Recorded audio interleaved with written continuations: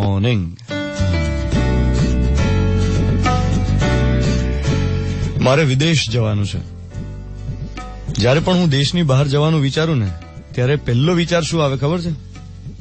કે હશ, આ ઘોંઘાટથી છૂટ્યા. આપણા દેશમાં શહેરોમાં ઘોંઘાટ ખૂબ વધારે છે. અને હવે જ્યારે મારે બહાર જવાનું છે, દેશની બહાર જવાનું છે, ત્યારે મને એમ થાય કે યાર, એક વસ્તુ જેનો હું સંપૂર્ણ આનંદ લઈશ વિદેશની ધરતી પર, એ હશે ત્યાંની શાંતિ. કારણ કે આપણે ત્યાં તો કેવું છે કે શહેરોમાં ઘોંઘાટ ખૂબ વધારે, અને આ શહેરી કોલાહલથી ભાગીને જંગલમાં, પહાડમાં કે દરિયા કિનારે જાઓ તો પણ ભીતરનો ઘોંઘાટ, મનના ઉત્પાત, એ તો સાથે ને સાથે જ હોય છે. માણસને બહાર શાંતિ હોય, પણ અંદરના અવાજોનું શું? એટલે તમે ભારતની બહાર પગ મૂકો ને કોઈ વિદેશી ધરતી પર, ત્યારે રિયલાઇઝ થાય કે નોઇઝલેસ હોવું એટલે શું. ત્યાં આસપાસ વીંટળાયેલા અવાજો, એનો ગરગરાટ, એ મનને સતાવતો નથી. ત્યાં આઉટસાઇડ નોઇઝ નથી. હા, ઇનસાઇડ નોઇઝ ઘણો બધો હશે, પણ તોય લોકો પ્રમાણમાં ધીમું બોલે, ધીરે બોલે, થોડા શાંત લાગે. આપણા દેશમાં લોકો ગુસ્સો, ફરિયાદ અને કંટાળો એ એક્સપ્રેસ કરવાના મામલે આખી દુનિયામાં બીજા ક્રમે આવે છે. તમે જુઓ, આપણે ત્યાં બધા ઊંચા અવાજે બોલે છે.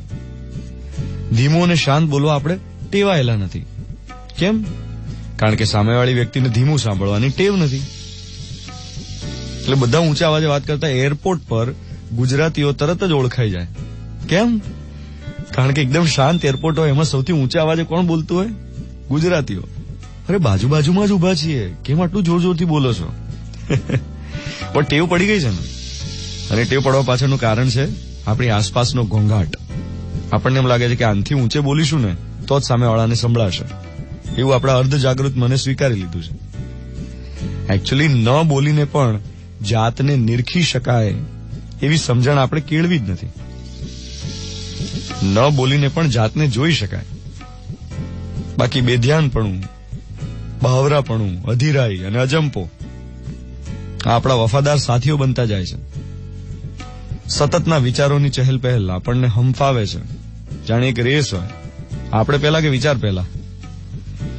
દિવસનું એક 10 મિનિટનું, 15 મિનિટનું મૌન કેટલું કામમાં આવી શકે એવું આપણે રિયલાઇઝ પણ કરતા નથી. તમે જુઓ, દુનિયામાં જેટલા પણ સંશોધનો થયા છે, જે પણ ક્રિએશન્સ થયા છે, સર્જન થયા છે, એ સાયલેન્સમાંથી જન્મ્યા છે, ઘોંઘાટમાંથી નહીં. 7:13 થઈ રહી છે. મિર્ચી 98.3, 17th May 2018, થર્સડે મોર્નિંગ.